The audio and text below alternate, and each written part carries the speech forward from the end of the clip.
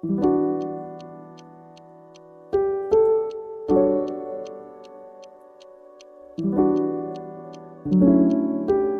I want to try a little experiment with you, just for a second. I want you to close your eyes. Okay, I'm with you. And I want you to conjure up an image. Picture Jesus. But not just any Jesus. I want you to picture a Jesus made entirely out of shrimp. Shrimp Jesus. We are really starting right in the deep end today, aren't we? We have to. I mean, it is the defining image of the last, 2 years? You know exactly what I'm talking about. Oh, I know it all too well. It's unavoidable. You're just scrolling through Facebook, maybe, checking in on your aunt or seeing who from high school got married, and then suddenly, boom, there it is. A crustacean messiah. Yes. Rising from the ocean, constructed from thousands of glistening pink shrimp. And the wildest part isn't the image itself. It's what's underneath it. The engagement, the comments. Exactly. It's not just one weird picture that someone made as a joke. It's thousands of them. And they have, 40,000 likes. And the comments are all, amen, beautiful, God bless. Right. And you just sit there staring at your phone, and you have to think, what is happening here? It's a bizarre phenomenon, for sure. But you're right. It is the perfect entry point. Why do you say that? Because when you look at that image, really look at it, and then you look at the people interacting with it, you realize something is deeply structurally wrong with the environment you're in. It's not just a bad Photoshop job. Not at all. It is something else entirely. It feels manufactured. It feels hollow. And that is the specific feeling I want to talk about today. That sinking sensation you get when you're online these days. I've been trying to find the right analogy for it. Have you ever been in a shopping mall right before it closes? Sure. It's a bit eerie. Right. The lights are still on. The pop music is still playing over the speakers. Everything looks normal, sort of, at a glance. But it's empty. It's empty. There are no people, just mannequins. And then, and this is the scary part, you notice the mannequins are moving. That is a very evocative and slightly terrifying way to put it. It's spooky. And it leads us to the massive question we're tackling in this deep dive. A question that, used to be a fringe conspiracy theory, but is looking more and more like a simple statement of economic fact. Big one. Is the internet actually dead? Or is it just drowning in what we are now calling slop? It is a huge topic. And to really get our heads around it, we have to look past the memes, past the shrimp Jesus pictures. Right.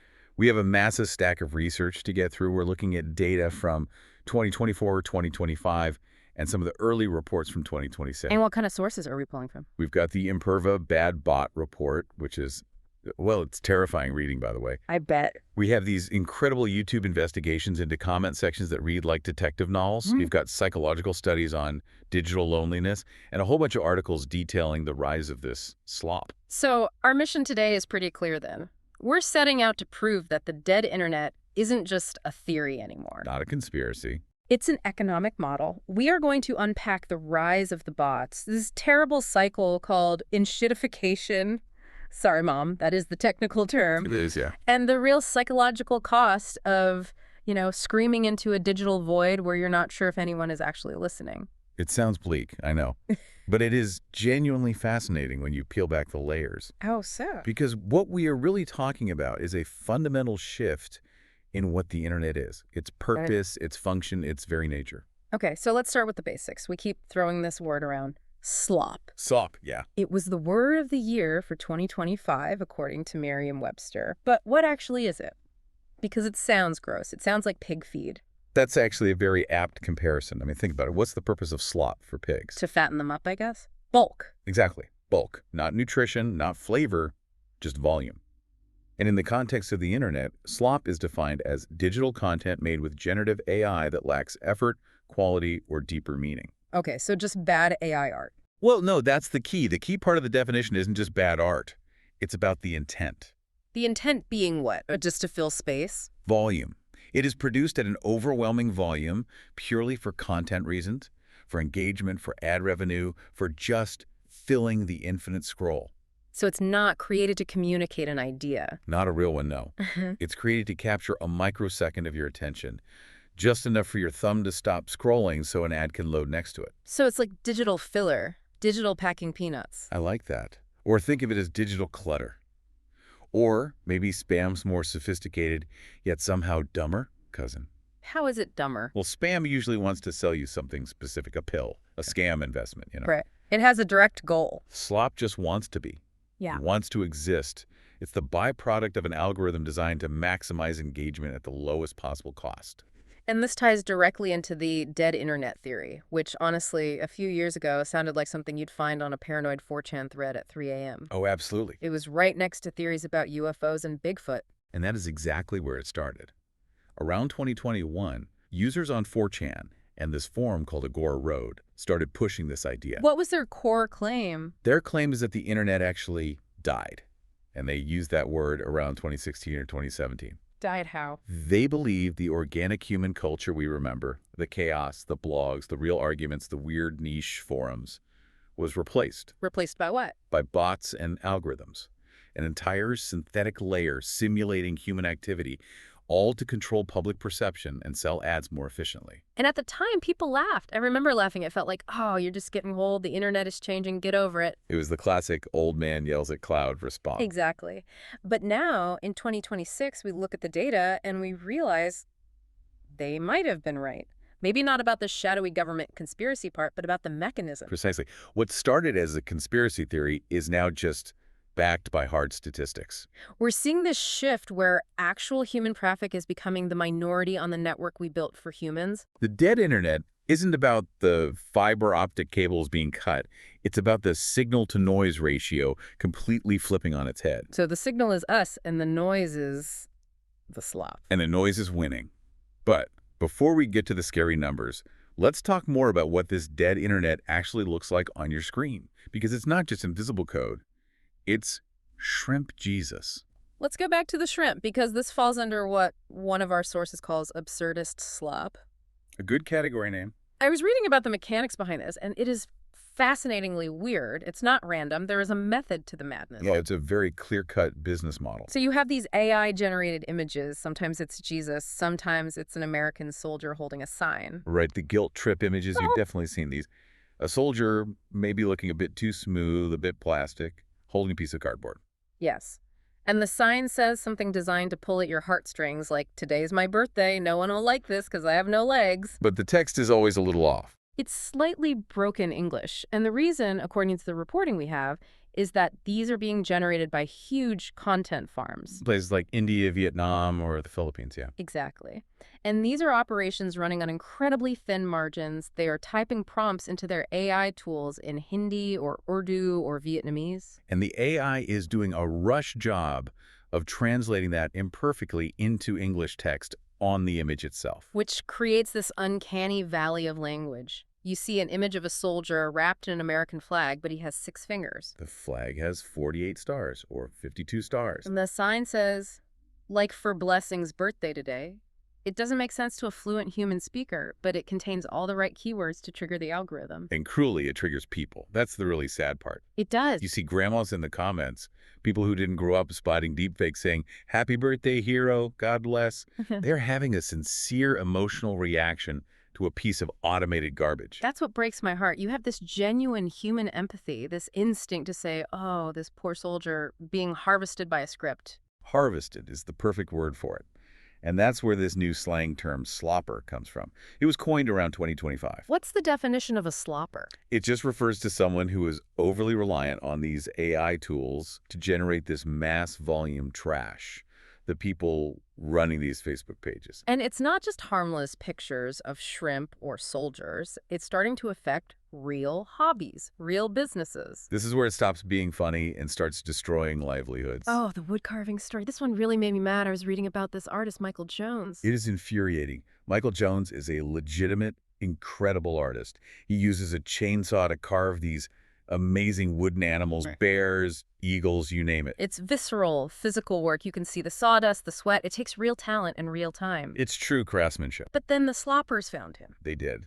They started taking photos of his real, hard-earned work, feeding them into an AI like Midjourney, and telling the AI, make me 5,000 variations of this style. So suddenly you go to a Facebook group for wood carving enthusiasts, a place that used to be about the craft, about sharing techniques. And it is flooded. It is drowning in these AI images of impossible carvings. Impossible how? Like Bears with 3 heads, wood that looks like it's made of liquid, textures that defy physics, things that look cool for a split second until you think about them. And the volume is the weapon. That's the key.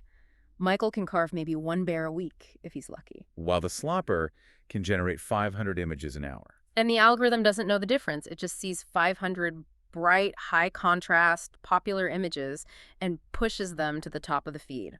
Michael's real work gets buried. And it gets worse. They aren't just posting them for likes. They are running scams off them. They're selling plans. That's right. People in the comments say, wow, I love that. How do I make this? And a dot account immediately replies with a link to buy a PDF. Download the plans here for just $9.99. But the PDF is for a sculpture that physically cannot exist.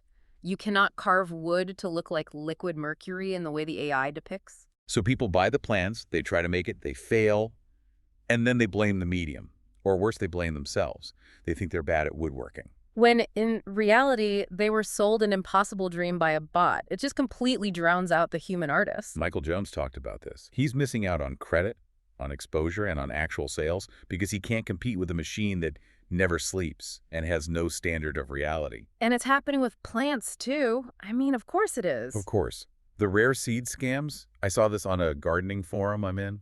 You see a picture of a neon blue rose with shimmering gold polka dots. It looks cool, maybe, if you don't know anything about botany. But biologically, it's impossible. It's a fantasy plant. Right. But people buy the seeds. And of course, they get a packet of weeds in the mail or they get nothing at all. It erodes the trust in those communities. Yeah. The internet used to be a place where you could learn about niche hobbies. If you went to a wood carving group, you found wood carvers. Now you have to fight through a jungle of fake plants and physically impossible bears just to find one piece of real advice. It is the pollution of information. It's like dumping toxic waste into a river. Eventually, you can't fish there anymore. The ecosystem dies. And what's really interesting and disturbing is that this slop isn't just coming from anonymous scammers in a basement anymore. No, it has moved up the food chain. It's gone corporate. We are seeing a huge rise in what you could call corporate slop. Oh, this is the how do you do, fellow kids, of the AI world. The big brands trying to cut costs and ending up with these just total nightmares. The Coca-Cola commercials from the 2024 and 2025 holiday seasons are the prime example of this. A brand that is literally defined by the slogan, the real thing. The irony is rich, isn't it? They decided to use generative AI for their classic, nostalgic holiday ads. A company with a marketing budget of billions, and they chose to automate the art. And it looked wrong. I remember watching it. The movement of the characters was all floaty and weird. Their faces didn't look quite real. It looked soulless. It had no heart. But the kicker was the technical failure. There was one frame where the classic iconic logo on the side of the truck actually spelled Coca-Cola. No way. Are you serious? Coca-Cola. Coca-Cola. I'm not making it up. They paid presumably millions for a campaign, laid off human artists who would have hand-painted that logo perfectly a million times. And the machine couldn't even spell the brand name right. It's a perfect metaphor for the entire era of slop. Fast, cheap, and broken. And then there was the McDonald's ad, the one that made Christmas look terrifying. Yes, the cynical ad.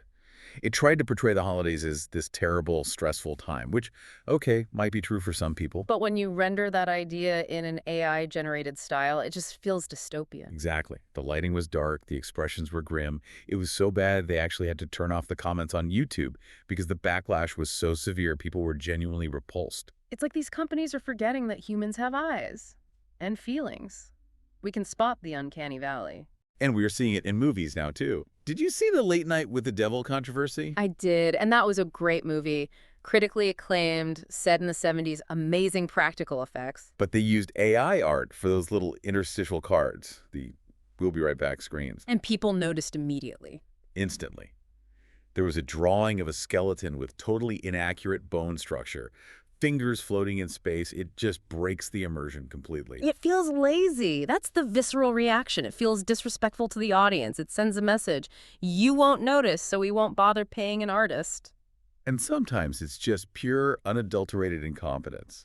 Amazon Prime had a poster for the classic vampire movie Nosferatu. An absolute icon of horror cinema. Right. Count Orlok looks very specific. He has a unique, terrifying look. But the poster they used showed a generic cartoon vampire that looked absolutely nothing like the film. It's like they typed vampire into a generator and used the first result. And for 12 angry men, A masterpiece of cinema. The thumbnail on the streaming service showed 19 men, 19 Angry Men. It sounds like a bad sequel. and their faces were all smudged and melted together. It's this total erosion of quality control. But the most egregious example has to be the plot summary for Dog Day Afternoon. Oh, please tell me this is real. I heard rumors about this. It was absolutely real. It was found on a major streaming platform. The summary started explaining the plot. Al Pacino takes hostages at a bank. And then right in the middle of the sentence, it just said, What? "Unfortunately, I do not have enough information to summarize further." The AI just gave up. It hallucinated a resignation letter right in the middle of the movie description. That's exactly what it is. It's the large language model apologizing for its own limitations. But no human checked it. No editor read it. That is the definition of corporate slop.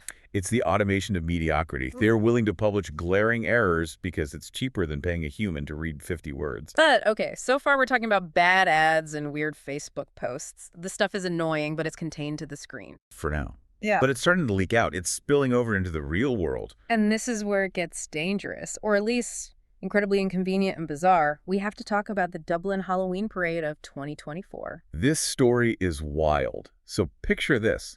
You are in Dublin. It's Halloween night. Thousands of people, we're talking families, kids in costumes, teenagers, are lining the streets of the city center. They are excited. They're waiting for a massive citywide parade that was advertised online. And the street is empty. There is no police presence, no floats, no bands, nothing. Just thousands of confused people standing on a cold sidewalk. Because the parade didn't exist. It was never real. Correct. A website called myspirithalloween.com-nash, Mhm. which sounds reliable enough to a casual searcher, had listed this huge Halloween parade. But the website was basically running on autopilot. It was just scraping keywords, seeing that people in Dublin search for Halloween, and it just hallucinated an event. It invented reality. It created a schedule, a parade route, a start time, all out of thin air. And the quote from the site owner when he was eventually caught is just, "Chef's kiss." It's a masterpiece of non-accountability. What did he say? He admitted he used ChatGPT to write the listing, but then he blamed the public. He said, and I'm quoting, "No one reported that this one wasn't going to happen." Wait, what? Think about the twisted logic there. He expected the public to fact-check his AI-generated hallucination before it caused a real-world problem. He took zero responsibility for the content he published. It's a complete abdication of truth. We saw a smaller, more contained version of this with the Willy Wonka event in Glasgow. Oh, that was a classic. The AI art promised a magical Candyland. And families walked into a dirty, nearly empty warehouse with a few jelly beans and a bouncy castle. And a very depressed-looking Oompa Loompa. That photo will live forever in the meme Hall of Fame. The point is, slop has real-world consequences. It wastes people's time, their money, and it ruins their holidays. And it's even infiltrating science. The rat. We have to mention the rat. The rat with the, let's say, absurdly large genitals. I'm looking at the source image here, and I still can't believe it. This was published in a peer-reviewed scientific journal, Frontiers in Cell and Developmental Biology. Yes, a place where you expect rigor and accuracy. It was a diagram of a rat's cellular structure. But the anatomy was completely nonsensical. It was obviously generated by Midjourney or something similar. The rat was sitting upright like a person, and its reproductive organs were bigger than its entire body. And the labels. The text on the diagram was gibberish. It was just random letters. Words like dick and dissel. Words that do not exist in any language. How does that happen? How does a scientist and then an editor and then a peer reviewer look at a cartoon rat with giant parts and nonsense words and say, yes, this is good science, let's publish it? It shows that the slop mindset isn't just about the creators. It's about the gatekeepers, too. Everyone is overwhelmed. Everyone is skimming. Your system is exhausted. And when you have a flood of AI-generated content coming in, the quality control filters just break down. The system can't handle the volume. So that's what the dead internet looks like on the surface. It looks like weird rats, fake parades, and melted Coca-Cola logos.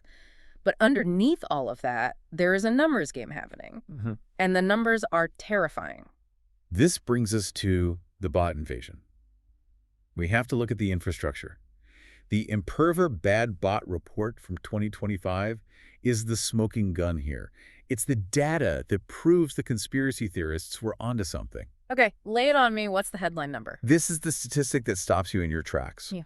51% of all web traffic is now bots. Wait, say that again? 51%. More than half. So if I'm on a website, statistically, I am the minority. The internet is mostly machines visiting machines. You are the outlier. Your human visit is the unusual event. Now, we have to clarify, not all bots are bad. Google uses bots to index the web so search works. Those are considered good bots. Okay, that makes sense. But the report shows that good bot traffic is flat, or in some cases declining. The growth is entirely in bad bots. And what percentage is that? 37%. More than a third of every click, every page view, every single interaction on the internet is a bad bot. Wow. So what are they doing? If they aren't helping Google search, what is a bad bot up to? It's a whole ecosystem. You have scrapers, which are stealing data from websites to train AI models. You have DDoS bots, which are trying to crash sites. And then you have the engagement farmers. A huge chunk of them are engagement farmers. These are the bots commenting on the shrimp Jesus photos. This is what validates the weak version of the dead internet theory. The weak version being what? It's not that humans are gone entirely, but that we are outnumbered. We are swimming upstream in a river of automated traffic. And you can see this happening in real time if you just look at YouTube comments. There was this amazing investigation by a YouTuber named Sully that broke this down beautifully. Right, he noticed a pattern in the comments on his videos that felt off. The 6 random names pattern. Yeah. Yeah. He'd get a comment that was just gibberish, like, Lopez has Jessica Walker to Clark Charles. Just a string of names. No sentence structure, no verb, just names. And being an investigative mind, he started digging. He clicked on the profiles posting these comments, and he found that all these accounts had usernames with a very specific weird structure. 2 capitalized words, a hyphen, and 3 alphanumeric characters like Happy Dog 1A2. A clear, computer-generated pattern. Hmm. And then they started to evolve. The bots got smarter. They stopped posting names and started posting addresses. This is the part that gets really creepy. Sully showed examples where bots would comment with random, real-looking addresses, 123 Maple Street, Springfield. Which is terrifying. Imagine you post a video of your cat playing with yarn and someone comments what looks like your address or an address. You'd freak out. You'd think you were being doxxed. But it wasn't a threat. It was camouflage. What do you mean? These bots are trying to build up karma or a history of activity so they look real to YouTube's algorithms. Oh, okay. If a brand new account posts a link to a crypto scam, YouTube's filters will probably catch it and ban it immediately. Right. But if an account spends 6 months posting benign, random things, even nonsense names or addresses, it looks like an active user. It ages the account, like wine. It's like they are aging the wine, but the wine is spam. Precisely. Once the account is aged, it gets sold on a marketplace. It becomes a subscriber bot or a like bot for someone who wants to fake their popularity. It's an industrial farming operation for credibility. And this fraud extends to the music industry in a massive, massive way. Have you heard of the band Velvet Sundown? I have. The Ghost Band. This story's wild. In July 2025, this group, Velvet Sundown, suddenly got 850,000 monthly listeners on Spotify in a matter of weeks. That is stadium-level fame. That is opening for Taylor Swift numbers for an indie band. But they didn't play stadiums. They didn't play dive bars. As far as anyone can tell, they didn't exist. No social media presence, Right. no photos, no concert dates. And Deezer, the streaming service, flagged their music almost immediately as 100% AI generated. What did it sound like? Just smooth, generic, completely forgettable jazz funk. The kind of stuff you'd hear in an elevator. And then it gets weirder. A spokesperson came out and admitted it was a hoax to prove a point. But then that same spokesperson admitted that their admission was a hoax. Eventually, the Spotify bio was just updated to call it a synthetic music project. But in the meantime, they collected royalties on those 850,000 listeners. That's the entire goal. Streaming fraud is a massive economic engine. You set up a computer to play your own AI-generated song on repeat, 2,447, across thousands of fake accounts. And Spotify pays you. And Spotify pays you. Deezer estimates that something like 70% of all AI-generated tracks on their platform are fraudulent or fraud-adjacent. 70%. It's robots listening to robots to steal money from a pot that was meant for human artists. Robots listening to robots. That is the core image of the dead internet. It's not even for us anymore. It's machines talking to machines, and we're just paying the electric bill for the server farm. Which leads us perfectly to the why. Why is this happening? It's not just to annoy us with bad music or freak comments. There is a powerful economic engine driving all of this. Right. And to understand it, we have to talk about enshittification. Such a lovely word. It really just rolls off the tongue. Coined by the writer Cory Doctorow. It describes the inevitable life cycle, or death cycle, of a digital platform. Okay, let's break it down for everyone. What's step one of the cycle? Step 1. The platform is good to its users. Think of early Amazon, early Google, early TikTok. No ads, great recommendations, free 2-day shipping. They're operating at a loss to get you hooked. The honeymoon phase. I remember when Google search just gave you the answer. No ads, no AI summaries trying to sell you stuff, just the website you wanted. Exactly. They're building a user base. They want you to love them. Yeah. Then comes step 2. The platform becomes good to its business partners. They need advertisers, sellers, content creators. So they give them great data, cheap ad rates, a huge audience. They lock them in. Now the platform is the only game in town for both users and businesses. And then comes the final step. Step 3. Extraction. The platform turns on both groups. It abuses the users and the partners to claw back all the value for itself and its shareholders. So more ads for me, higher fees for the sellers on Amazon, and the service gets worse for everyone except the people at the very top. Precisely. And AI Slop is the extraction phase, turbocharged.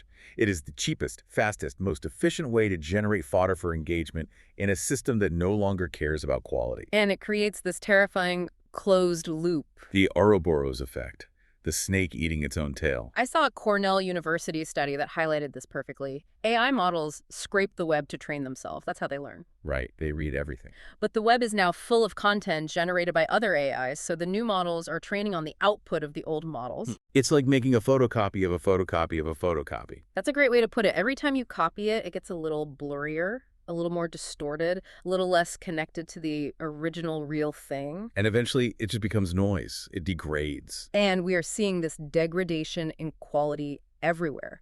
Reddit is a great example. For years, Reddit was the place for raw human conversation, the front page of the internet. But then they realized their data, all of our conversations, our arguments, our jokes, was incredibly valuable for training AI models. So they locked down their API, charged companies like Google millions for access, and effectively sold us out. But here's the beautiful irony. At the exact same time, Reddit itself is filling up with bots. The very product they're selling is becoming contaminated. They're selling a polluted river. And the pollution is getting worse every day. This is a mess. But it's not just affecting social media, it's affecting how we work. I saw this term work slop in a Harvard Business Review study, and I laughed because I am absolutely guilty of this. Oh, we all are. Work slop is the corporate version of the dead internet. It's the bureaucratic loop made digital. It's when you use AI to write an email because you're busy or you're lazy or you just can't be bothered. You say, ChatGPT, write a polite decline to this meeting invitation. And then the person receiving it sees a long 3-paragraph email, they sigh, and they use their own AI to summarize it. Copilot, tell me what this says in one sentence. So you have an AI writing text that no human actually reads, for another AI to summarize, for a human who doesn't care. We are removing the human from the act of communication entirely. It's just machines performing politeness for each other. The study found that 40% of employees have received work slop. And here is the kicker. It costs an average of 2 hours of productivity to resolve each incident. Why so much? Because the AI isn't perfect. It adds fluff, or it gets a date wrong, or it promises something you didn't mean to promise.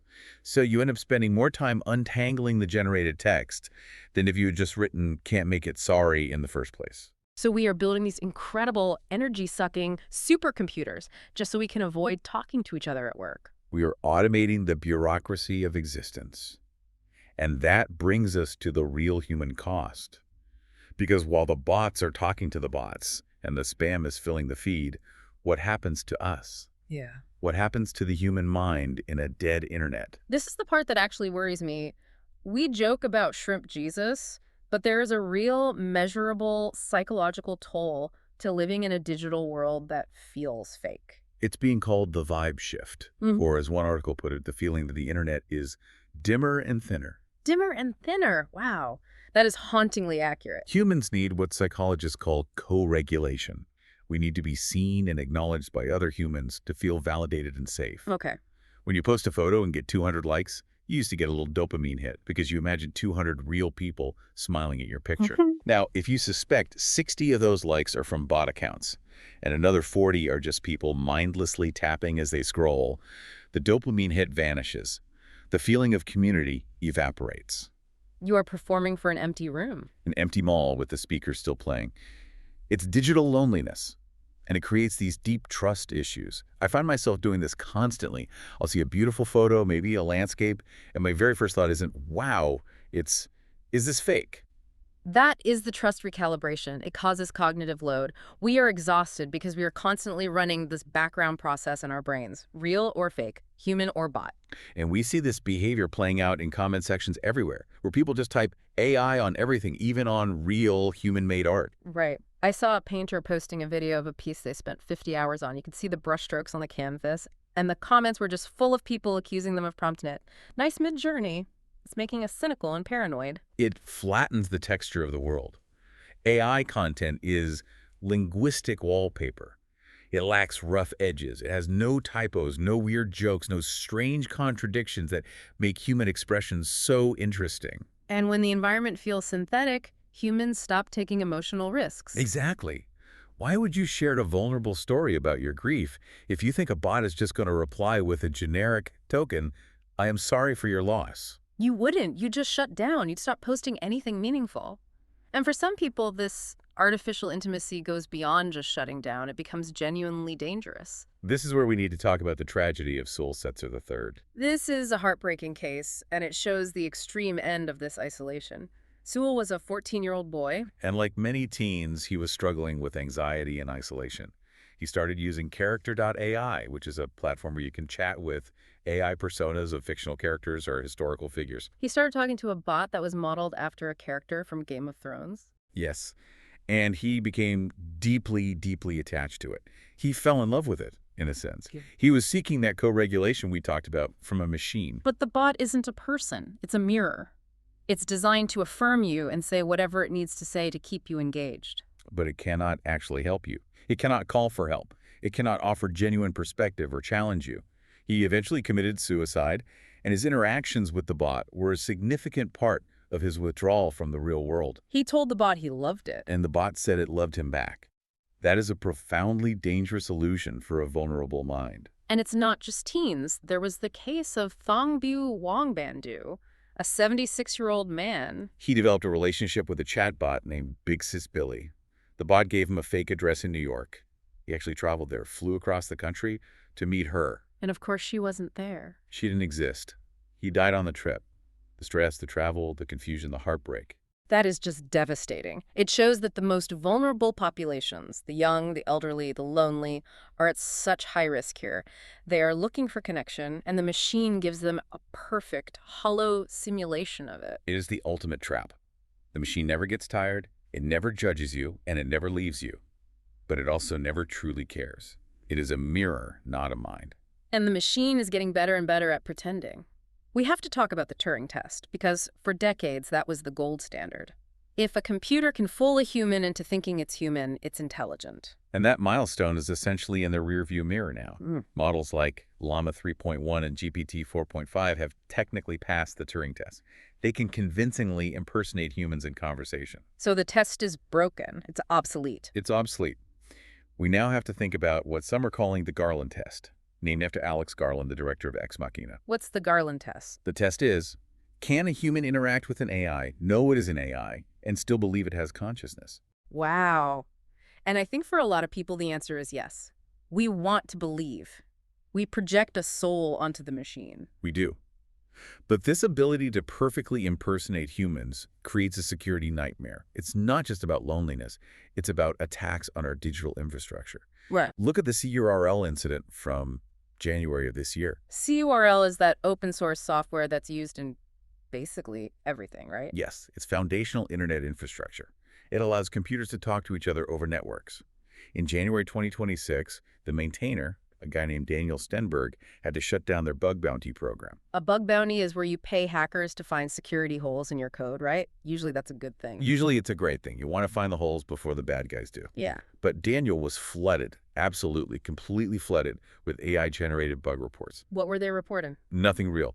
The users were going to ChatGPT and saying, find a security vulnerability in the CURL source code. And the AI, which wants to be helpful, would just hallucinate a bug. It would make something up. Completely. It would write a very convincing sounding report. It would cite specific lines of code. It would describe the vulnerability in technical detail. But the bug didn't exist. It was pure fiction. But Daniel and his team had to investigate every single one. They had to. They had to spend hours and hours checking the code to prove that the AI was wrong. So it was a denial of service attack? Exactly.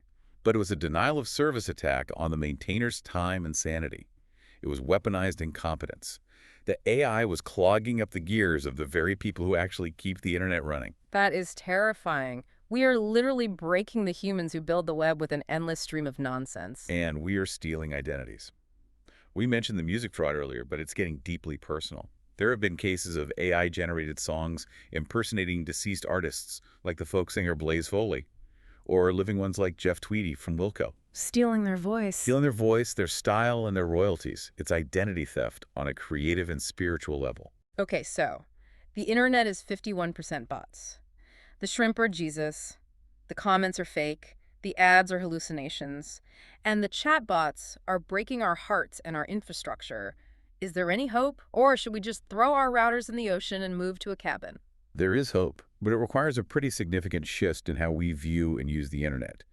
We are seeing a movement toward what's being called the small internet. The small internet. I like the sound of that. It sounds cozy. It's a retreat from the big, open, polluted ocean. People are moving back to private group chats, Discords, and other human-verified spaces. So gatekeeping, but the good kind of gatekeeping. In a way, yes. If the public square is full of robots shouting nonsense, you go inside with your friends and you lock the door. We're seeing a trend where touching grass isn't just a meme, it's becoming a deliberate life policy. Offline interaction is becoming a luxury good. It really is. I went to a phone-free party the other day, and it felt revolutionary just to look people in the eye for an entire evening without a screen in between. That is the non-linear textured interaction we talked about. You can't simulate that. And there are regulatory ideas on the table, too. There's a proposal for an ESRB for chatbots. Like video game ratings. Yeah. Rated M for mature. Exact. Or rated M for manipulation. If a chatbot is designed to simulate intimacy or to manipulate emotions, it should carry a clear warning label, especially for kids. That makes so much sense. We wouldn't let a child play a slot machine. Why do we let them play with an emotionally manipulative algorithm? We label cigarettes. Mm-hmm. We should label things that are designed to mess with your dopamine and create parasitic relationships. And watermarking. We need to know what is AI. We need a nutrition label for our content. Contains 100% synthetic ingredients. I would love that. I just want to know if I'm reading a human thought or a statistical probability. And it all boils down to a new kind of literacy. We can call it emotional hygiene. We used to worry about screen time, just the raw number of hours we spent looking at a device. Right. Now, we need to ask deeper questions. Does this interaction feel alive? Am I speaking to a mind or am I speaking to a mirror? That's a powerful distinction, a mind or a mirror. Because the internet isn't physically breaking. The cables are fine. The servers are humming along. But the human internet, the bazaar of half-formed ideas, the chaotic, wonderful mess of it all, that is what is dying. And we are moving from being the users of the internet to just being guests. Or worse, ghosts in the machine. We're moving to a fully automated web where humans are just the error term in the equation, the thing that messes up the data. Wow. Okay. That is a lot to process. But I think it's the wake-up call we need. I agree. It's time to be intentional about where we put our attention because it's the most valuable thing we have. So we've covered the slop, the bots, the enshittification, and the heartbreak. We've really unpacked a lot today. As we wrap up, what is the one final provocative thought you want to leave with everyone listening? I want to leave you with a question that comes from the Copenhagen Institute for Future Studies. They predicted that within the next decade, 99% of the internet could become AI talking to AI. 99%. Just 1% human. If that happens, the internet becomes incredibly efficient. No arguments, no typos, no delays, perfect optimized content served instantly. But does it matter? If a tree falls in the internet and only a bot is there to hear it, Yeah. did it make a sound? Exactly. We built this entire global network to connect with each other, to bridge the gap between human minds. Yeah. If we replace the other end of that connection with a perfect mirror that just looks and sounds like us, are we actually more alone than we were before we had the internet at all? That is a chilling thought. Are we just building a high-speed fiber optic hall of mirrors? It is up to us to decide if we want to break the glass. Well, on that note, I'm going to go call my mom. On an actual phone. with my A voice. very wise choice. To everyone listening, thank you for giving us your human attention for the last hour. We know it's a scarce and valuable resource. Stay human out See there. you in the real world.